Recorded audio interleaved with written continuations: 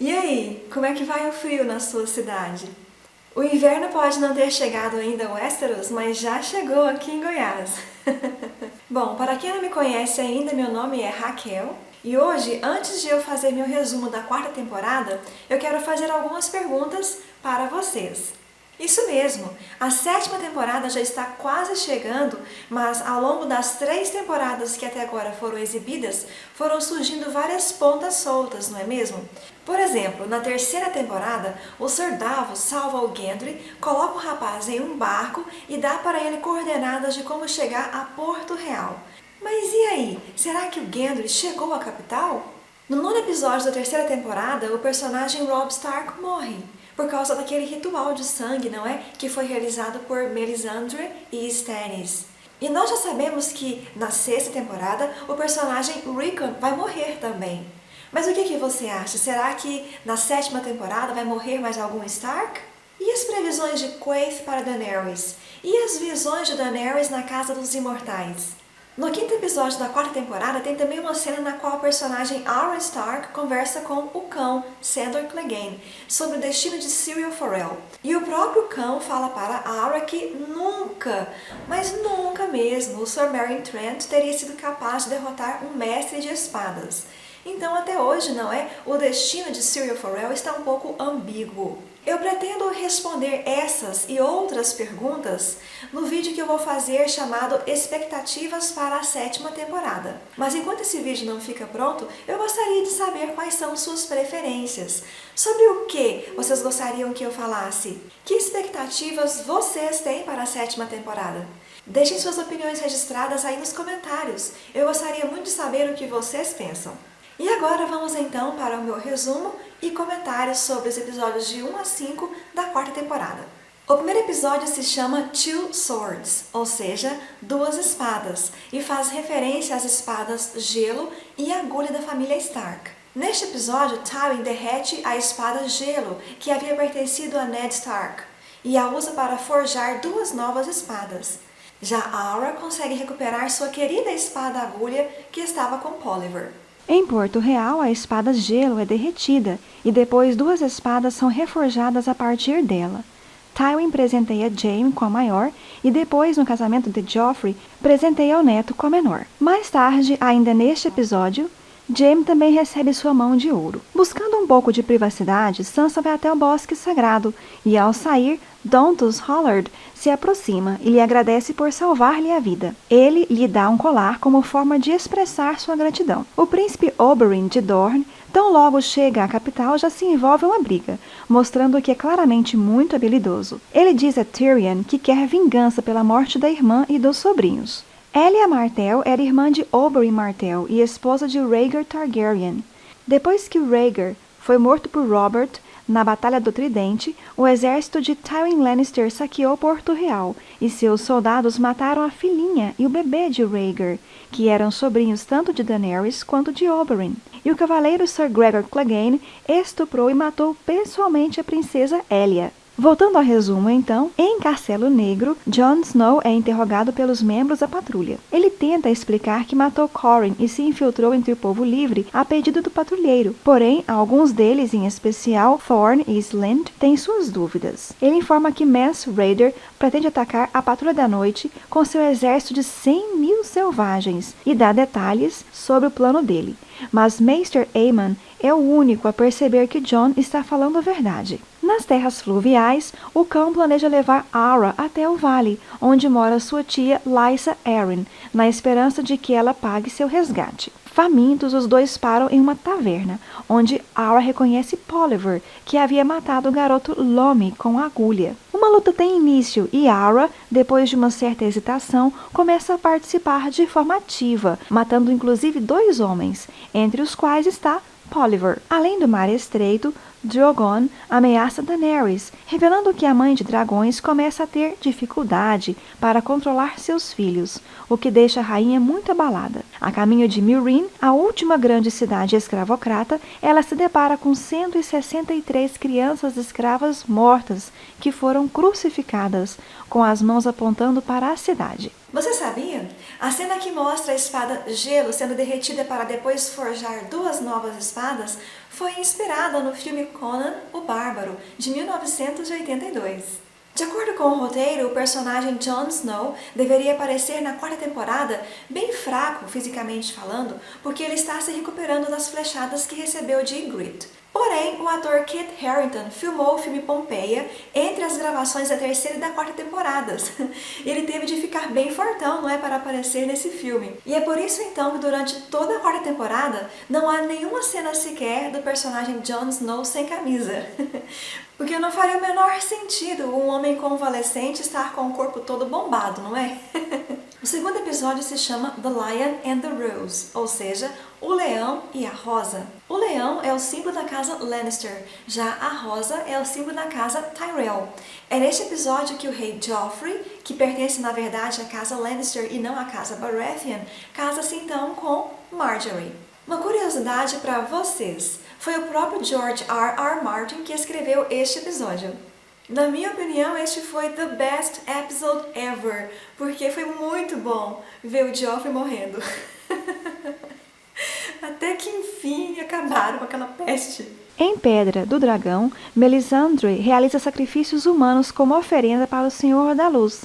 E em Forte do Pavor, Ramsay caça uma camponesa por puro esporte. Quando ela é finalmente capturada, os cães de Ramsay a despedaçam, para horror de Fedor. Roose Bolton chega e repreende o filho por ter torturado e esfolado Theon, que era um refém muito valioso. Ao descobrir que Bran e Rickon ainda estão vivos e que possivelmente estão com o irmão Jon Snow na muralha, Roose ordena Locke que vá à procura deles para matar os três. Roose também ordena a Ramsay que leve Theon com um exército a Moat Cailin, para que este possa reclamar para si a fortaleza, que está sob o controle dos Greyjoys. Além da muralha, Bran toca uma árvore coração e tem uma grande visão, chegando inclusive a ver uma outra árvore coração localizada no topo de uma montanha. Ele finalmente descobre para onde tem de ir, pois o corvo lhe instruiu durante a visão a procurar por ele embaixo daquela árvore, ao norte. O grande acontecimento desse episódio é a união de Joffrey e Marjorie,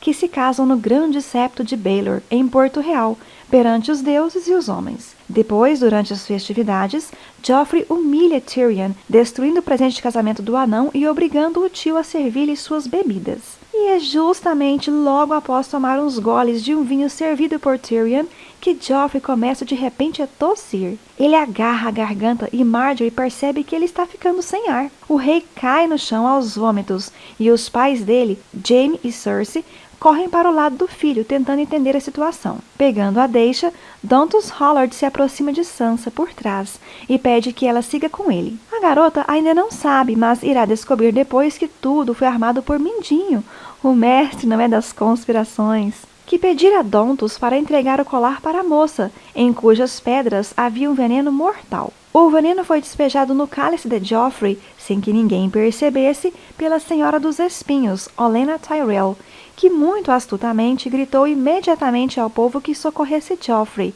assim desviando qualquer suspeita para bem longe de si. Agonizante, Joffrey ainda consegue apontar um dedo na direção do tio, acusando de forma totalmente injusta o anão de tê-lo matado. E lá se vai mais um rei, não é? O ritual de Melisandre e Stannis funcionou muito bem e dois reis já se foram, Robb e Joffrey. Agora só falta o usurpador Balon Greyjoy. Vou fazer uma breve pausa no resumo agora para falar com vocês sobre como esse contexto político de Westeros, com pessoas matando umas às outras, se assemelha com o cenário político brasileiro. Pois é, por mais incrível que pareça, há muita violência na política aqui no Brasil, viu? 2016, por exemplo, foi um ano eleitoral bastante sangrento, com várias mortes, atentados e prisões, entre os quais eu vou citar o caso de Zé Gomes, que era candidato a prefeito em Itumbiara, aqui em Goiás, e morreu baleado. Durante o ataque, o assassino atirou contra 4 pessoas que participavam de uma carreata, chegando a atingir o vice-governador de Goiás, José Eliton, que não morreu. E como se esquecer também, não é, da morte do prefeito de Santo André, Celso Daniel, que foi sequestrado e depois apareceu morto, com 11 tiros em 2002. Após a morte de Celso Daniel, foram ainda assassinadas 7 outras pessoas, certamente todas ligadas ao caso, e todas elas em situações muito misteriosas. E E se vocês ainda não estiverem satisfeitos, fiquem sabendo que em 4 de dezembro de 1963, o senador Arnon de Mello, pai do atual senador Fernando Collor, atirou contra Silvestre Péricles dentro do Senado. Porém, ele errou. O segundo disparo acertou o senador José Cairala, que não tinha nada a ver com a história, mas acabou morrendo. O terceiro episódio se chama Breaker of Chains, ou seja, Quebradora de Correntes, e trata-se de um dos títulos honoríficos atribuídos a Daenerys Targaryen após o saque à cidade de Astapor. E é a partir daí então que Daenerys passa a ser conhecida como Daenerys, Nascida da Tormenta, Anã Queimada, Rainha dos Ândalos, dos Ruinares e dos Primeiros Homens, Calice do Grande Mar de Grama, Quebradora de Correntes e Mãe de Dragões. Em Porto Real, ninguém consegue encontrar Sansa, claro, né? Pois Dontos a havia levado para o navio de Mindinho, que toma o cuidado de mandar matar o homem imediatamente, para que ele não venha revelar seu paradeiro. Tyrion é então preso e será julgado pela morte do rei. Tywin procura Oberyn e oferece-lhe uma posição no pequeno conselho, caso o príncipe aceite participar do julgamento de Tyrion, como um de seus 3 juízes. Enquanto isso, o rei morto nem foi enterrado ainda, mas Tywin já começa a orientar o príncipe Tommen para assumir suas funções, ficando muito satisfeito ao descobrir que o garoto é bem mais maleável que o irmão aos seus conselhos. Uma aldeia ao sul da muralha é atacada por selvagens, sob o comando de Tormund e dos Thenns, que são canibais. Todos são massacrados, exceto um garoto, que é enviado como mensageiro a Castelo Negro para contar sobre o que aconteceu à sua aldeia e avisar que outros ataques também virão. O Lorde Comandante Alistair Thorne está discutindo essa questão com os outros patrulheiros quando são interrompidos por Ed e Gren, que acabaram de chegar após escaparem da fortaleza de Craster. Jon então revela a todos que ele havia contado a Mance Rayder que havia 1000 homens armados em Castelo Negro e destaca o fato de que, ao chegar à fortaleza de Craster, Rest e Carl certamente não irão hesitar em contar a verdade para o rei para lá da muralha, ou seja, que a patrulha está praticamente desguarnecida. Jon então insiste que a patrulha da noite deve enviar homens à fortaleza de Craster para matar os traidores antes que Mance chegue até eles primeiro. Na Baía dos Escravos, Daenerys Targaryen começa a sitiar Meereen. Um cavaleiro montado da cidade a desafia para um duelo e a rainha deverá então escolher um campeão para representá-la. Verme Cinzento, Ser Jorah e Ser Barristan Selmy se prontificam, porém ela recusa os 3 por serem muito valiosos para ela. Daario Naharis, comandante dos segundos filhos, então diz que enfrentará o homem em combate. E a rainha aceita. Naharis dá fim ao homem rapidamente e Daenerys começa a sitiar a cidade, falando sobre liberdade para os escravos que estão reunidos, e depois usando catapultas para enviar as correntes quebradas daqueles que ela libertou por cima das muralhas, em uma demonstração de seus sucessos anteriores. O quarto episódio se chama Oath Keeper, ou seja, cumpridora de promessas, ou algo mais ou menos assim. E trata-se do nome que Brienne dá para a espada de aço valeriano que ela ganha de presente de Jaime e que foi forjada a partir da espada gelo de Ned Stark. Além do mar estreito, Dany ordena a Verme Cinzento que leve alguns imaculados para se infiltrar em Meereen, disfarçados como escravos, e convencer os escravos a se rebelarem contra seus mestres. A estratégia revela ser um verdadeiro sucesso, e então, como nova governante do local, a primeira providência que a rainha toma é crucificar 163 mestres, em retaliação pelas crianças mortas na estrada para Meereen. E pronto, todas as 3 cidades da Baía dos Escravos agora são dela. Na muralha, Jon Snow ensina os recrutas a enfrentarem os selvagens. Mais tarde, ele faz um discurso apaixonado, insistindo que devem lutar contra os traidores da fortaleza de Craster para garantir a segurança de Castelo Negro, bem como fazer justiça em nome do Lorde Comandante Jeor Mormont. Vários irmãos então se prontificam a acompanhá-lo na missão. Em Porto Real, Jaime visita Tyrion na prisão, e ainda neste episódio ele pede a Brienne que encontre Sansa e dá-lhe vários presentes, entre os quais estão uma armadura novinha em folha, a espada de aço valeriano e, tcharam, o escudeiro de Tyrion, Podrick Payne, que corre perigo na capital. Lady Olenna parte para Jardim de Cima, não sem antes orientar a neta Marjorie a ser rápida e conquistar o quanto antes a confiança de seu novo noivo, o príncipe Tommen. A moça resolve então visitar o garoto em seu quarto à noite para fazer amizade com ele, já que ele é muito novo para ela tentar seduzi-lo. Além da muralha, Bran Stark e seus companheiros escutam o choro de uma criança abandonada. É o último bebê de Craster que foi oferecido aos caminhantes.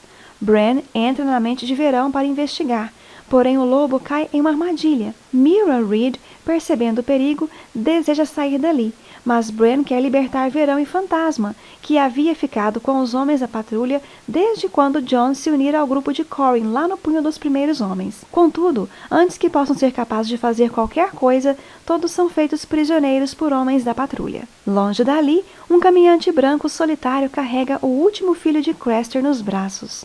O bebê é colocado mais tarde sobre um altar de gelo e fica ali chorando, até que um outro caminhante branco chega e pressiona a unha de seu indicador contra a bochecha do bebê. E de repente, os olhos do pequenino se tornam azuis.